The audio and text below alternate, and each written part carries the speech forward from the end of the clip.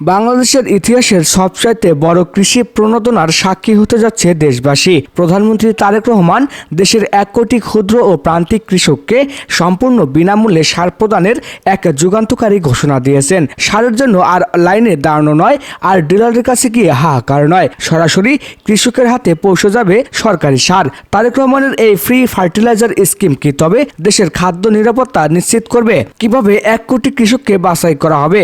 Smart কৃষি কার্ডের মাধ্যমে কিভাবে মিলবে সার? বিস্তারিত সব তথ্য নিয়ে আমাদের আজকের বিশেষ প্রতিবেদন। দর্শক, আজ সকালে কৃষি ও অর্থ মন্ত্রণালয়ের সাথে এক উচ্চ পর্যায়ের বৈঠকে বসেন প্রধানমন্ত্রী তারেক রহমান। বৈঠকে তিনি স্পষ্ট করে বলেন, বাংলাদেশের উন্নয়ন মানে কৃষকের উন্নয়ন।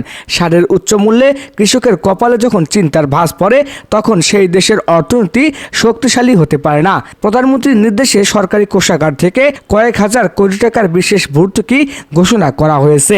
এই প্রকল্পের আওতায় দেশের 1 কোটি নিবন্ধিত কৃষককে টিএসপি, ডিএপি ও ইউরিয়া সার বিনামূল্যে প্রদান করা হবে। তারেক রহমানের এই সাহসী পদক্ষেপকে কৃষিবিদরা বলছেন বাংলাদেশের দ্বিতীয় কৃষি বিপ্লব।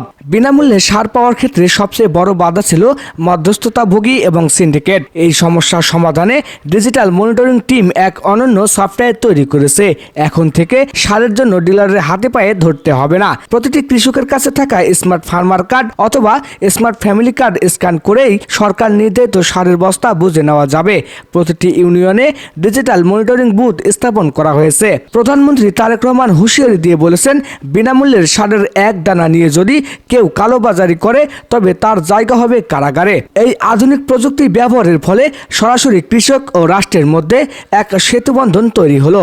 সারা দেশে এখন উৎসবের আমেজ। উত্তরাঞ্চলের এক প্রান্তিক কৃষক বলেন, আমরা ভাবতে পারিনি যে এত ফ্রিতে সার পামু। সারের দামের লাইগা গতবার চাষ করতে যে কষ্ট হয়েছে, এবার তারেক রহমান আমাদের বড় বাঁচান বাঁচাইলো। কৃষি অর্থনীতিবিদরা বলছেন, সার বিনামূল্যে দেওয়ার ফলে কৃষকের উৎপাদন খরচ অন্তত 30% কমে আসবে।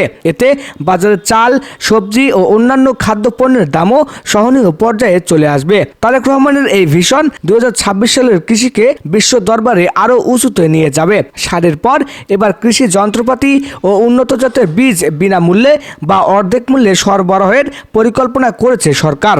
এদিকে জাইমা রহমান ইঙ্গিত দিয়েছেন যে খুব শীঘ্রই স্মার্ট এগ্রিকালচার প্রকল্পের আওতায় কৃষকদের জন্য বিশেষ বীমা ব্যবস্থাও চালু করা হবে। তো দর্শক, তারেক রহমানের এই 1 কোটি কৃষককে ফ্রি সার দেওয়ার সিদ্ধান্ত কি বাংলাদেশের খাদ্য গুদামকে উপচে দিবে? আপনি কি মনে করেন এই পদক্ষেপ প্রকৃত কৃষকের ভাগ্য বদলে দেবে?